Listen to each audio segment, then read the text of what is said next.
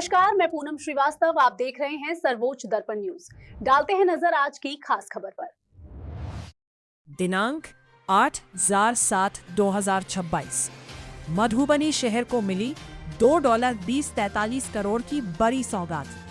MRF एवं compost pit निर्माण से बदलेगी शहर की स्वच्छता व्यवस्था। आधुनिक ठोस अपशिष्ट प्रबंधन की दिशा में ऐतिहासिक कदम। मधुबनी 8 जुलाई। मधुबनी शहर के लिए लंबे समय से अपेक्षित एक महत्वपूर्ण उपलब्धि आखिरकार साकार हो गई है।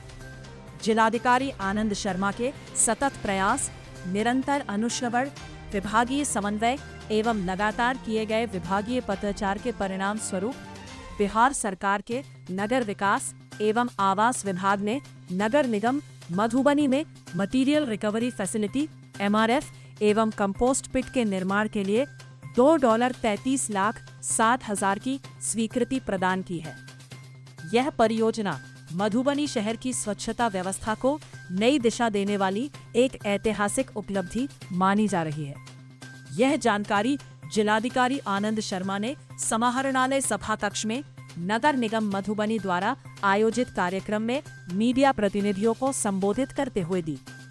जिलाधिकारी ने बताया कि मधुबनी को स्वच्छ, सुंदर एवं पर्यावरण अनुकूल शहर के रूप में विकसित करने के उद्देश्य से जिला प्रशासन ने इस परियोजना को लागू किया है।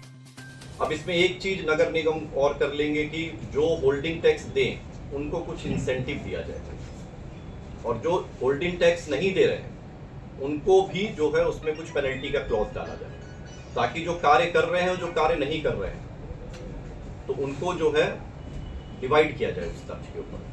दूसरा, जितना टाउन एरिया में हमारे कैफे वाले हैं या वसुधा केंद्र हैं या कॉमन सर्विस सेंटर का सिस्टम है, उनके साथ भी एक बैठक नगर निगम के स्तर पे हम लोग करवा देंगे, ताकि उनको भी एक इंसेंटिव दे दिया जाए कि अगर कोई व्यक्ति होल्डिंग टैक्स भरने उनके माध्यम से आता है, क्योंकि हर व्यक्ति हो सकता है कि उतना टेक्नोलॉजी को लेके सक्षम ना हो, लेकिन हमारा एक बड़ा नेटवर्क है कैफे का, वसुधा केंद्र का, कॉमन सर्विस सेंटर का, तो उनका भी टाई अप नगर निगम के माध्यम से करा दिया जाएगा, ताकि किसी को किसी भी गली में भी अपना जाके भरना करना है, जिनको नहीं भी उतना सिस्टम के बारे में जानकारी है, तो वह भी आराम से जाके उस पर कर सकेंगे।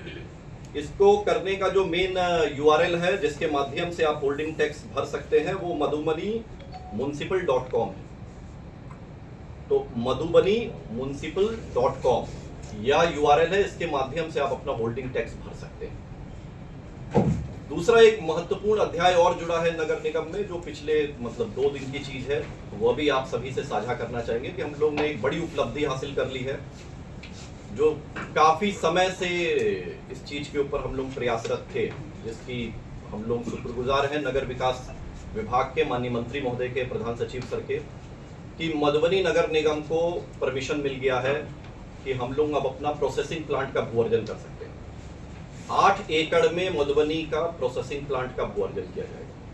जो सरकारी जमीन के अतिरिक्त हमारा भूअर्जन होना है उसको भूअर्जन किया जाएगा। तो 8 एकड़ के लैंड पे हम लोगों का एक क्लस्टर बेस्ड प्रोसेसिंग प्लांट बनेगा मधुबनी। नगर निगम का जो मेन अध्याय जुड़ता है उसमें वेस्ट बहुत इंपॉर्टेंट कंपोनेंट है। जब तक कचरे का प्रबंधन नहीं होगा तब तक हमेशा नगर निगम के कार्यों के ऊपर जनता को क्वेश्चन बना रहेगा। और कचरा एक ऐसी चीज है, वेस्ट एक ऐसी चीज है, जब तक इसके पूरे सप्लाई चेन को आप कनेक्ट नहीं करेंगे तो नगर निगम कितनी भी मेहनत कर ले, कितना भी परिश्रम कर ले, दिन रात मेहनत कर ले, तो भी उसको उस आयाम तक नहीं पहुंचा पाएगी जो एक पब्लिक की एक्सपेक्टेशन अपने टाउन से होती है। उस कड़ी में सबसे महत्वपूर्ण चीज है प्रोसेसिंग प्लांट, क्योंकि आप वेस्ट को ले जाके रखेंगे कहाँ? आप सारा वेस्ट ले जाएंगे तो फिर जाके कहीं पे जाके जमा कर देंगे और वो लेगेसी वेस्ट में कन्वर्ट हो जाएगा, और वो एक पूरी कहानी का अंत नहीं है। तो अब हम लोग इस 8 एकड़ के प्रोसेसिंग प्लांट में waste to energy plant, automated MRF material recovery facility, biomethanation plant CNG plant उसी में इनबिल्ट, सैनिटरी लैंडफिल साइट, ये सभी उस 8 एकड़ के प्लांट के अंदर इनबिल्ट होगा। तो इससे जो हम लोग कहते हैं गार्बेज टू गोल्ड, जो गार्बेज, कोई भी कूड़ा नहीं है, हर कूड़े की कीमत है, तो उस गार्बेज टू गोल्ड के कॉन्सेप्ट पे इस पूरी कहानी को कनेक्ट किया जाएगा। दूसरा, जिला पदाधिकारी के रूप में केंद्र सरकार ने अपनी अथॉरिटी हमें डिसेंट्रलाइज कर दी है सॉलिड वेस्ट रूल्स में, कि अगर कोई कचरा अपना नहीं भी देता है तो यहाँ तक हम प्यूनिटिव एक्शन ले सकते हैं कि उसके घर के पानी और बिजली को भी काटा जा सकता है। तो इसलिए हम लोग जो लोग अपने घर से कचरा दे रहे हैं और यदि कोई कचरा नहीं दे रहा है तो अगेन उस मॉडल को भी इंसेंटिवाइज करने का प्रयास करेंगे, और अगर कोई कचरा फैलाने का काम करेगा तो उसको पेनल्टी इंपोज करने का भी काम करेंगे।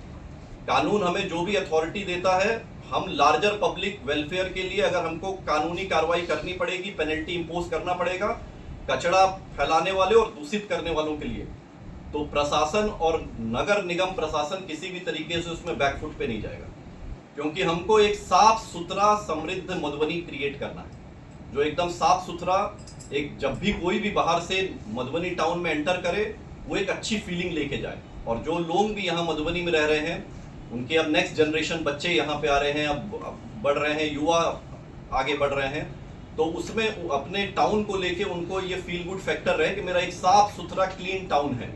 तो उस दृश्य में हम लोग इस कार्य को करने का प्रयास करेंगे।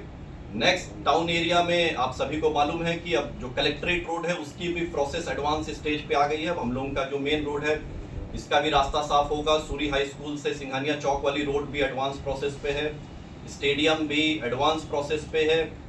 आगे आने वाले टाइम में हमारा 620 सीटर एयर कंडीशन ऑडिटोरियम भी स्टेडियम रोड पे बन के तैयार होगा। तो इस तरीके से टाउन एक अच्छे परिदृश्य की तरफ जा रहा है। स्टेशन रोड से लेके 13 नंबर गुमटी वाली रोड की भी रेलवे से एनओसी निकाल ली गई है, वो भी डीपीआर के उसके भी एडवांस डीपीआर स्टेज पे चल रहा है। राठी चौक वाली जो रोड है जो हमारा यहाँ से जुड़ रही है कलेक्ट्रेट रोड से, उस रोड के ऊपर भी सैंक्शन का एडवांस प्रोसेस चल रहा है। इस तरीके से बस स्टैंड भी हमारा काम आगे चल रहा है, जो बस स्टैंड शिफ्ट होगा। तो इस तरीके से टाउन एक अच्छा स्वरूप की तरफ बढ़ रहा है। और पार्क भी हमारा पहला पार्क भी मधुबनी टाउन का बन के तैयार होने के स्टेज पे जो नगर निगम बना रहा है उसको। तो इस तरीके से एक अच्छी चीजें हैं। हमारे बाकी जो तालाब हैं उन तालाबों का भी जीर्णोद्धार करने का हम लोग नगर निगम के माध्यम से, बुडको के माध्यम से प्रयास करेंगे, ताकि टाउन को भी ये देखा जाए कि एक वाटर बॉडी युक्त टाउन है ये, जिससे एक अच्छा जो है हमारे टाउन में एक अच्छा लुक एंड फील क्रिएट होगा। अंत में मैं पुनः समस्त नगर निगम परिवार को, जो मेयर साहब के और नगर आयुक्त साहब की लीडरशिप में चल रहा है, मेरी शुभकामनाएं हैं। हम लोग एक टीम के रूप में लगातार मधुबनी टाउन के लिए इसी तरह कार्य करते रहेंगे और आने वाली पीढ़ी के लिए एक अच्छे टाउन को देने का प्रयास करेंगे।